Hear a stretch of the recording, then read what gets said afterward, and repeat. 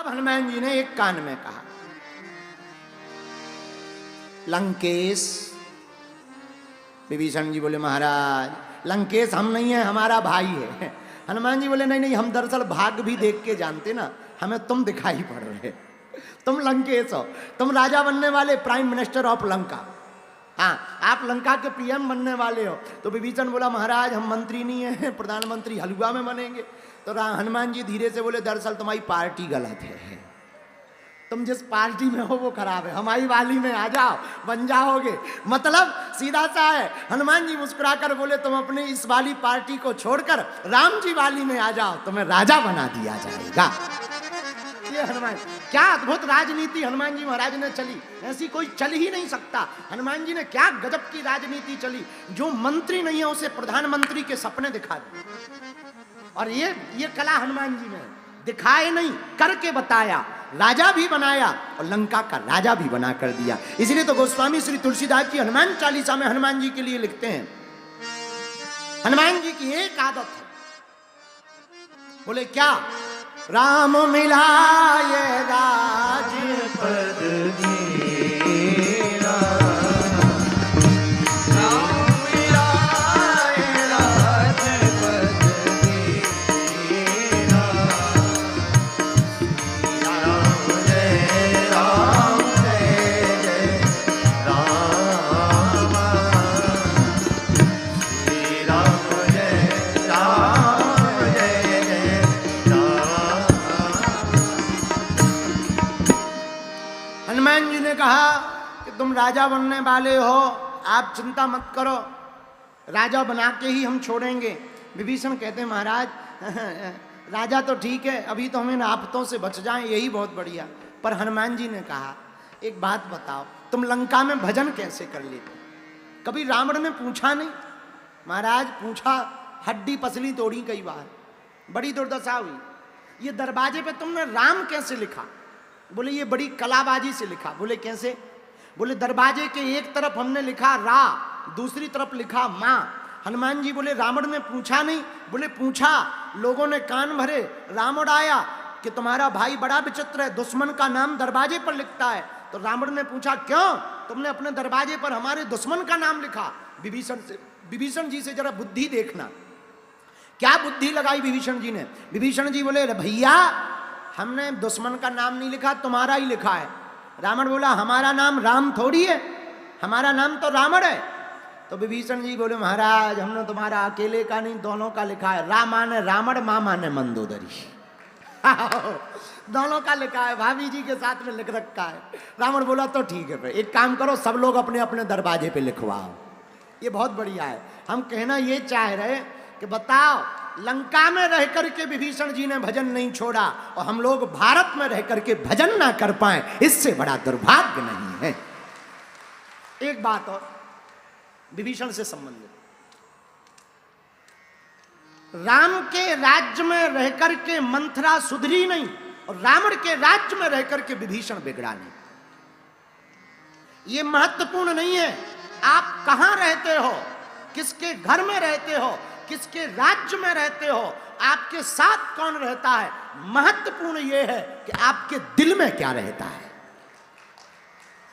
मंथरा सुधरी नहीं, विभीषण बिगड़े नहीं, तो यह महत्वपूर्ण नहीं है। और स्थान का भी बड़ा महत्व होता है। इसका मतलब यह नहीं कि स्थान का महत्व नहीं, स्थान का बड़ा महत्व है। जब तक रावण के पास रहे विभीषण तब तक कुछ नहीं बन पाए, राम जी के पास आते ही राजा बन गए। स्थान का बड़ा महत्व है। घर के बाहर मिलने वाला सांप पीटा जाता है, पर शिवलिंग में लिपटा हुआ सांप पूजा जाता है। स्थान का बड़ा महत्व होता है। जो मिठाई से, जो दुकानदार से मिठाई मिलती है वो सिर्फ मिठाई कहलाती है, लेकिन वही मिठाई जब संत के हाथ से चलकर आती है तो वो प्रसाद बन जाती है। मिठाई वही है, पर स्थान का बड़ा महत्व होता है। उसी प्रकार तुम मदरालय के बाहर बैठोगे तो जूते खाओगे, गालियां खाओगे, लेकिन कथा में आठ करके बैठोगे तो सम्मान भी पाओगे और भगवान को भी पाओगे। बोलो सीताराम, जोर से बोलो। पुनि सब कथा विभीषण कही, जहि विधि जनक सुता कह रही, जहि विधि जनक सोता तुरंत श्री हनुमान जी महाराज माता जानकी जी का पता पूछते हैं, हमारी माँ कहाँ है? हा, कितनी अद्भुत बात है। विभीषण एक बात बोले, हाँ बोलो। हम दोनों की एक सेम है। क्या? हनुमान जी बोले, विभीषण जी तुम्हें जानकी माता मिल गई पर राम जी नहीं मिले। हमें राम जी मिल गए पर जानकी माता नहीं मिली। एक काम करो, दोनों अदला बदली कर लो। विभीषण जी बोले क्या? हनुमान जी बोले तुम हमें जानकी माता का पता बता दो, हम तुम्हें राम जी से मिलने का पता बतला देंगे। तुम हमें जानकी मां से मिलवा दो, हम तुम्हें राम से मिलवा देंगे, दोनों के काम बन जाएंगे। आंखों में विभीषण के आंसू आ गए। महाराज कैसी बात कहते हो, हमें तो प्रभु से एक बार मिलना है, लेकिन अब जाओगे कैसे? हम पता बता देते हैं। पर पता ही नहीं बताया। जुगत विभीषण सकल सुनाई, जुगत विभीषण सकल सुनाई, चले वो पवन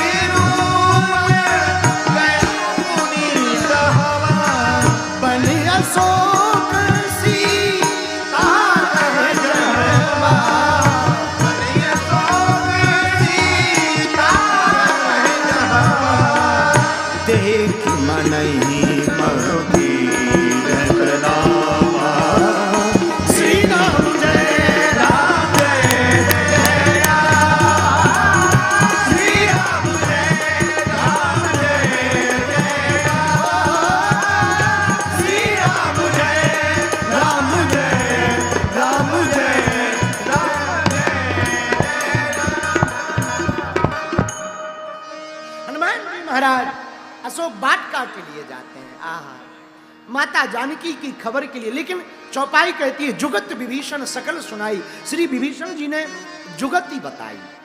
एक बात और यहां हम बोलते चले, सुंदर कांड की यही सुंदरता है। हमने आज प्रारंभ में भी आपसे कहा था, फिर दोहराते हैं।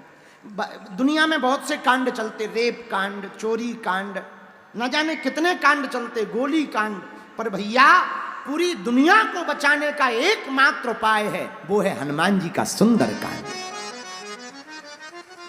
पर इतने कांड हैं, 7 कांड। रामचरितमानस में कितने कांड हैं? बोलो बोलो बोलो, कितने कांड हैं? 7 में सबसे ज्यादा प्रचलित कौन है? सुंदरकांड। अच्छा, सुंदरकांड क्यों प्रचलित है और सुंदरकांड का नाम ही सुंदरकांड क्यों रखा? इसमें सुंदरता की कुछ बातें। बोले क्या?